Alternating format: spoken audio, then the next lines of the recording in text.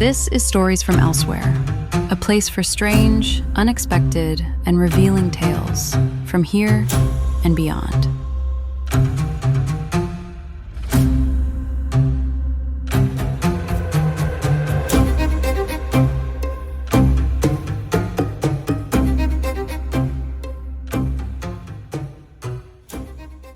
What would happen if the norm in our society around achievement, productivity, work got flipped on its head?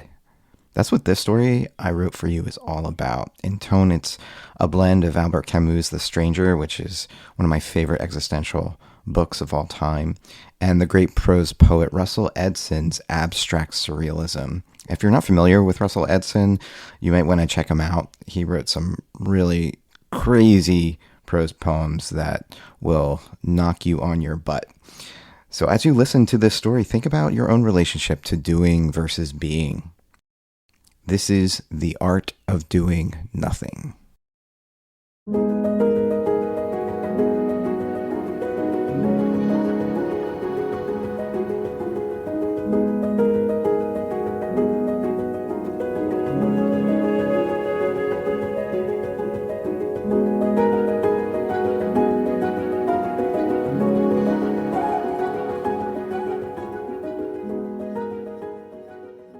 One, algorithms. The more Theo Hart tried to do nothing, the further away he got from it. So he learned to stop trying to do things, for doing anything had become unnecessary.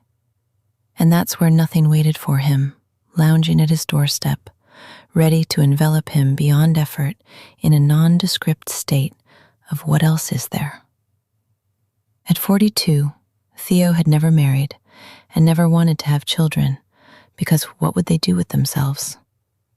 He worked platform programming jobs, first in the clothing industry, then in the war industry, then in the toy industry, until the algorithms took care of those jobs for the workers, all of them at once. Theo planned to spend his time reading, but could not find places that still sold books. He remembered books from when he was a boy, growing up in North Jersey, the weight of them in his hands, the earthy smell of their pages, the serpentine adventures they contained. He lived in a small apartment in Northeast Philadelphia above a pizza shop, slept on an air mattress, and enjoyed as much time as he could without screens, but no books and nothing to do. Theo would lay on his air mattress for hours and stare at the ceiling's water stains, which reminded him of a wolf's face. Nothing does not like to be pinned down or called out. It likes to rest beside you, undisturbed, and does not appreciate crowds. Over a period of weeks, Theo learned the rules of nothing, its preferences. He figured out what made nothing enjoy the time it spent with itself. He learned that nothing detests the spotlight. He learned that nothing is quite happy with its invisibility. He learned that nothing is most comfortable, as you might expect, with questions that don't have answers. On most days, it won't respond to what you say. On most days, it won't even respond to your presence. Whispering may get you a little closer to it. Saying nothing could bring you alongside it. But that's all that will happen. There is no grand revelation about nothing to be uncovered. It does not peer into you, and you do not peer into it. This is the agreement Theo had with nothing in his small apartment. It is assumed. It is implied. It is a silent understanding few notice when they pass it on the street. Theo learned that he could feel complete in nothing without guilt or shame. There is nowhere else he needed to be, no one else he needed to visit, nothing else he needed to say. This is how it has been for hundreds of thousands of years, he thought. This is how everyone always thought things would stay. But just like all the programming jobs, Theo knew that nothing stays the same forever. 2. Something. Theo only left his apartment to get something to eat and do his laundry. Most people stayed home like him, the in-dayers. On an out day, one warm May morning, Theo stepped out of his building and a bicyclist nearly collided with him. She swerved and braked hard, her front tire skidding, the bike frame scraping along the brick wall of the building to a stop.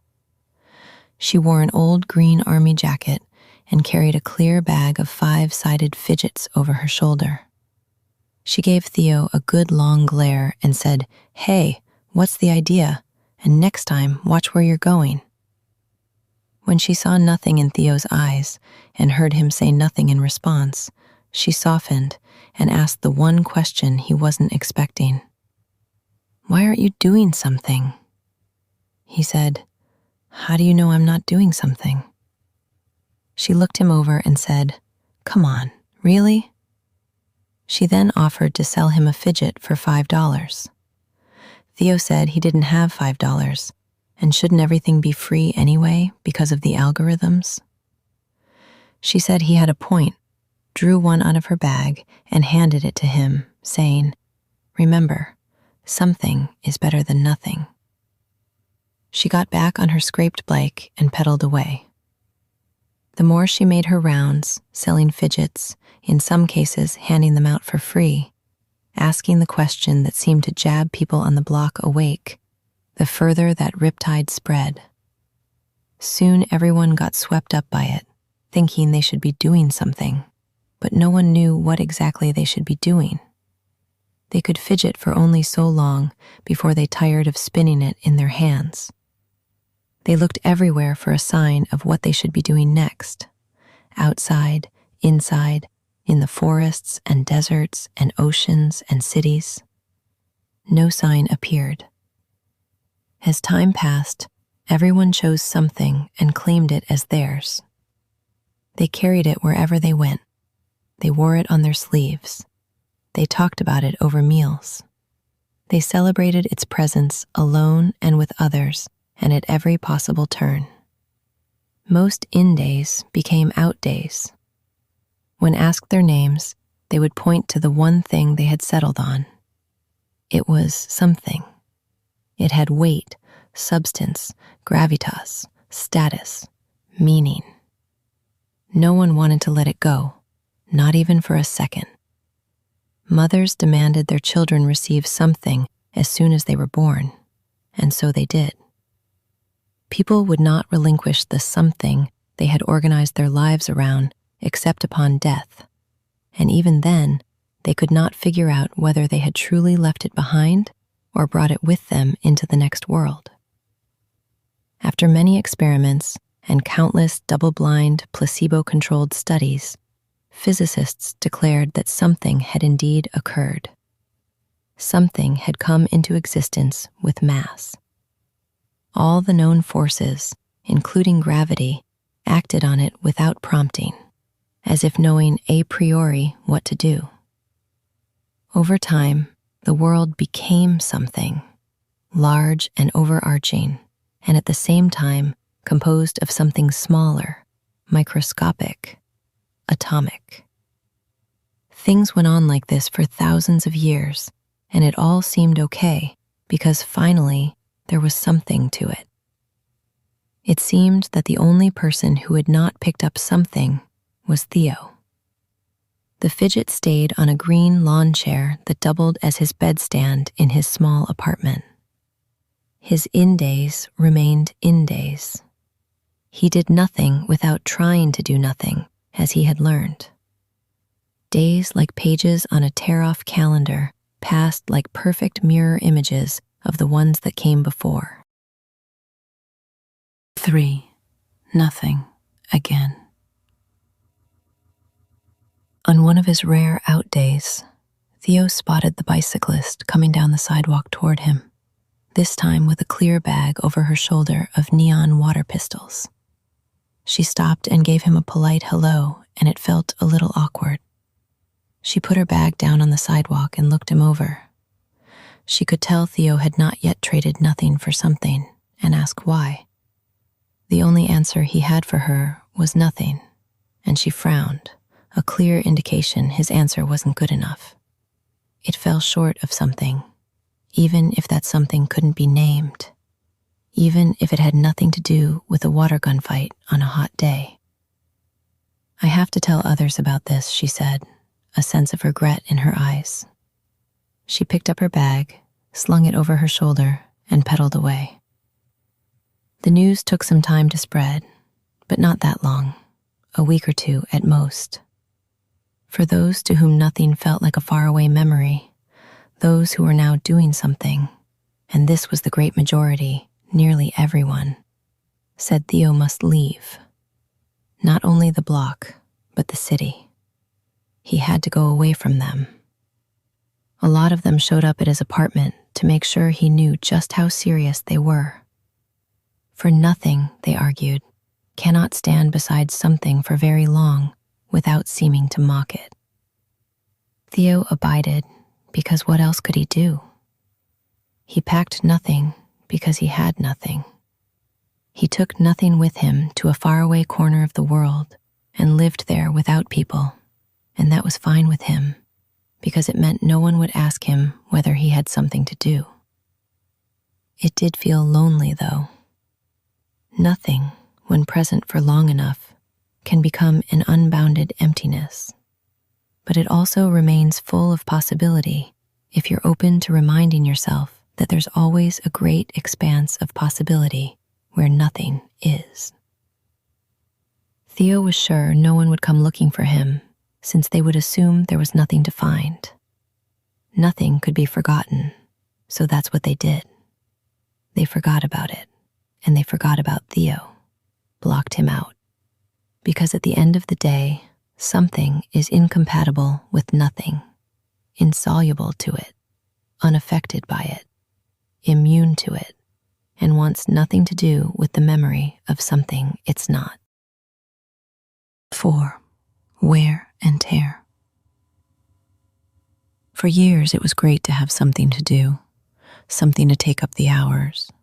From fidgets to water gun fights to playing music to 100 other pastimes. But something odd began to happen. People began to think of something as a burden, a responsibility they had to fulfill, a cloud following them around. The joy of it faded, replaced by a mild irritation at first, and then a discontentedness, and then a sense of being worn to the nub, threadbare.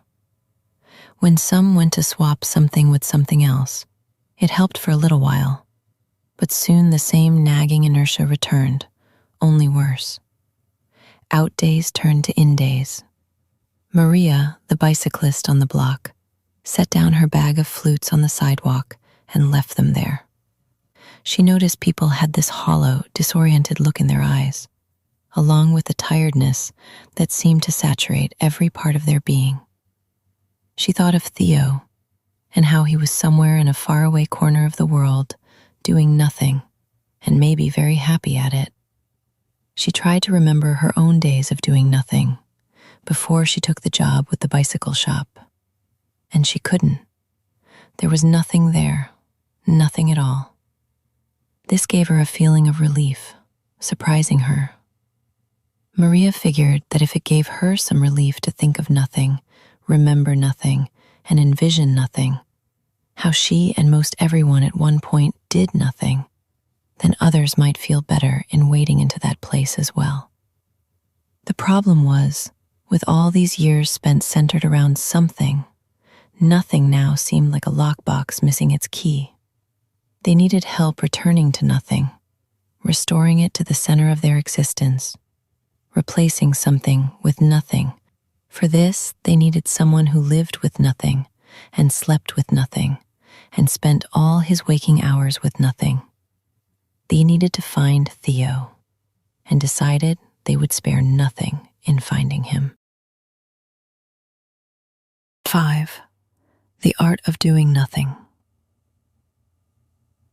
They came to him one by one and in small groups, discovering a path to his faraway corner of the world by using heat maps and GPS and crowdsourcing. They seemed elated to discover his lean-to made of branches and fern leaves. Sometimes when Theo came out, he would find one person, sometimes two, sometimes 40 or 50. They always asked him some version of the same question. How do you do nothing? Or, what is the key to a life of nothing? Or, if I drop something, will I be forever bound by nothing? Will nothing sustain me? Do you get lonely with nothing? If everyone has nothing, would they fight each other for no reason or fall in love? Would memories of something disappear the moment a person held nothing in their arms? Or would those events that marked something of importance fade over time? Can you exist in a meaningful way with something and nothing side by side? What would a day in the life of nothing look like? And would it still be worth living? As Theo looked into their hungry, travel-weary eyes, their thin bodies swaying in the occasional saltwater breeze, the answer was always the same. He said, "There is an art to doing nothing and being nothing that you have to figure out for yourself." Now, I know you have come all this way, 1,000 miles for some of you, but there is nothing I can tell you in a definitive way that would alleviate your worries and dull your fears. You have to sit back and close your eyes and breathe for a little while. You have to not try to look for anything inside or out. You have to say to yourself, there may be nothing behind something and nothing behind everything. Nothing to witness and nothing to put your arm around, saying, this is it. Nothing to be gained and nothing to be lost. Nothing to unpack or put away. Nothing to depart from and nothing to return to. Nothing that is yours and nothing that isn't. And the seekers would nod, looking just as uncertain as when they had arrived, and begin, in many cases, their long journey home. The truth is, Theo did envy them for having something, and wished he could have gone back with them and made something the center of his life like they did, and for once have something in common with others that they could talk about and argue about and pine over and show to people to say, this is what life is supposed to be about. Something that answers the central question of why we are here in the first place. But the truth was also that there is no analytical way of going from nothing back to something. There is no clear schematic or set of turns one could follow. He wanted to tell all the people who came to him with their desperate gazes that they all had nothing inside them already. They didn't have to go anywhere or talk to anyone or ask him questions to discover it.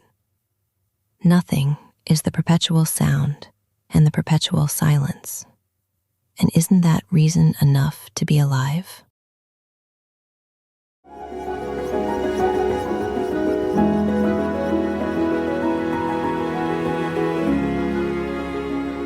For more adventures into the unknown, subscribe to Stories from Elsewhere at storiesfromelsewhere.com. Follow, comment, and share to help us grow. See you on the other side.